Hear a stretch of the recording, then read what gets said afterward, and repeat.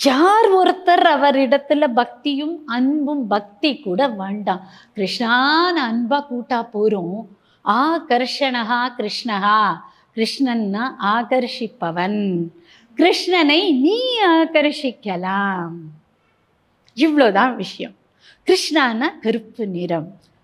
காளியும் கிருஷ்ணா தான். காளிக்கும் கிருஷ்ணான்னு பேர் உண்டு. ஏன்னா இந்த மாயை யாரு? இந்த கோகுலத்துலேருந்து மாற்றி வச்ச மாயை தானே காளி.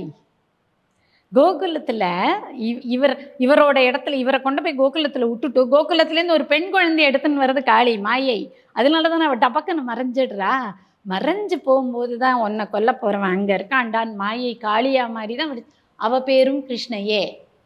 கிருஷ்ணன்னா கருப்பு நிறம். அந்த நிறத்தினுடைய அழகையும் அவன் வெளிப்படுத்துவான். நம்மளுக்கு நம்மளால் அந்த கிருஷ்ணனை கிருஷ்ணா அப்படின்னு கூட்ட ஆகர்ஷிச்சிட முடியும்.